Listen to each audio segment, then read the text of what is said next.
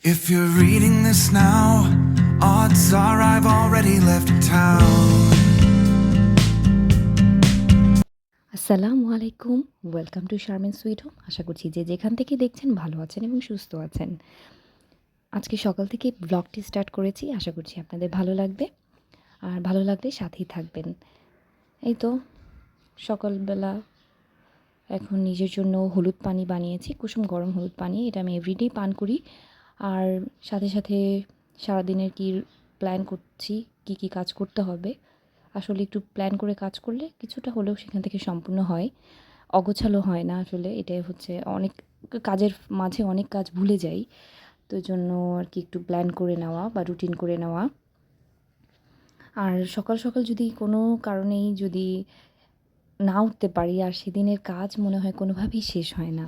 মানে কাজ অনেক, মানে সময়টা অনেক শর্ট মনে হয়, আর কাজ অনেক লং মনে হয়। মানে কাজ কোনোভাবে শেষ হয় না। এই তো আমাদের মধ্যে অনেকেই অনেক ডিপ্রেশনে ভুগি। আর সেই ডিপ্রেশন ভুগতে ভুগতে হয় কি, সেখান থেকে আর বের হয়ে আসতে পারি না। আর তখন মনে হয় লাইফটা হেল।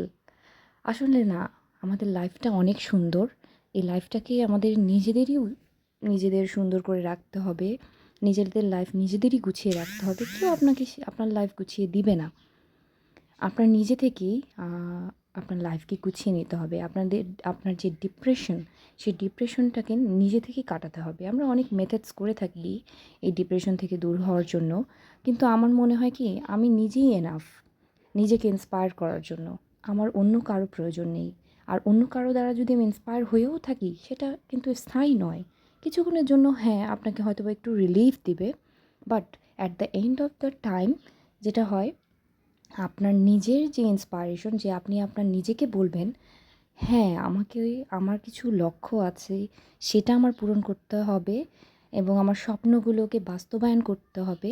এটা যদি আপনার নিজের মনকে আপনি বুঝিয়ে নিতে পারেন, তবেই আপনি নিজেকে ইন্সপায়ার করতে পারবেন। এটাই হচ্ছে আপনার নিজেকে ইন্সপায়ার করার সবচেয়ে বড় একটি পন্থা। এই তো অনেক কথা বলে ফেললাম। জানি না আপনাদের কেমন লাগবে। যদি ভুল ত্রুটি হয়ে থাকে ক্ষমা সুন্দর দৃষ্টিতে দেখবেন। আর এদিকে কথা বলতে বলতে আমি কিন্তু কিচেনে চলে এসেছি। তো কিচেনে এসে এখানে আটার গোলা বানিয়ে নিচ্ছি। এটা দিয়ে আমি চাপটি বানাবো।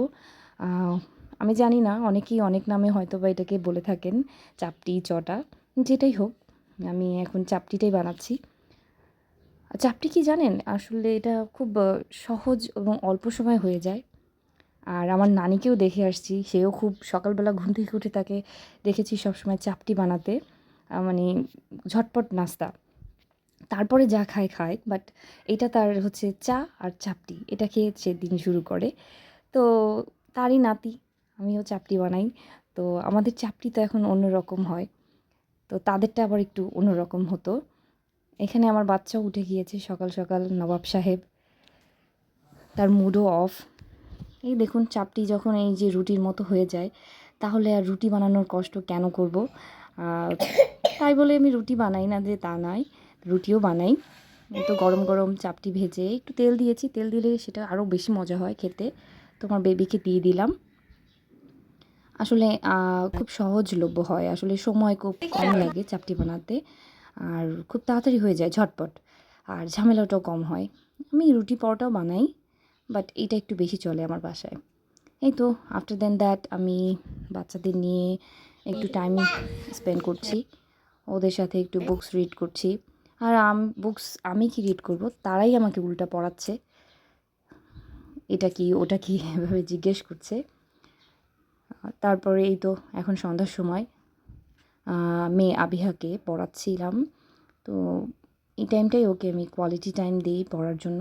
সকালবেলা নিজের কাজকর্ম নিয়ে একটু ব্যস্ততায় থাকা হয়, তো ওই সময়টা একটু কমই দেওয়া হয়। তো সন্ধ্যার সময় আমি পড়াটা ওকে ভালোভাবে নিয়ে থাকি। মাঝে মাঝে খুব ভালোই পড়াশোনা করে, মাঝে মাঝে একটু ডিস্টার্বও করে। তারপরে মানে গুছিয়ে নিতে হয়, মা বলে কথা। এই তো তারপরে তাদের নিয়ে আবার খেলাধুলা করো, সবসময় তাদের মন মতোই চলতে হয়। কিছু করার নেই। বাচ্চা তো আসলে, ওরা কোথায় যাবে? আমরা ছাড়া তো ওদের এনজয়মেন্ট দেওয়ার মতো আর কোনো ই নেই। আর আহ, যেটা হয় কি দুজন 5 মিনিটের বেশি একসাথে ভালো থাকতে পারে না, তারা দুষ্টামি শুরু করে দেয়, ফাইট লেগে যায়। যাই হোক এই অবস্থা। মাঝে মাঝে আমারও খুব ইচ্ছে করে যে না আমি এত পড়াশোনা করেছি, তো আমার একটু চাকরি করা দরকার, নিজেরও তো কিছু লক্ষ্য আছে, তাই না? সেই লক্ষ্য আসলে পূরণ করতে পারছি না, আপসেট লাগে মাঝে মাঝে। কিন্তু এখন কি মনে হয় বাচ্চা দুটার দিকে যখন তাকাই তখন মনে হয় না, আমার ওইটা জরুরি না, এটা আমার স্বপ্ন, আমার ছেলে মেয়ে, আমার দুটো বাচ্চা, এদের দেখলে মনে হয় না আমার আমার এই স্যাক্রিফাইসটা আমার কাছে মনে হয় না তেমন বড় কিছু। কারণ ওদেরকে ডে কেয়ারে দিয়ে আমি কিন্তু চাকরি করতে পারবো না, সেটা আমার কাছে ভালো লাগবে না। যাই হোক, ভালো থাকবেন, সুস্থ থাকবেন, আল্লাহ হাফেজ।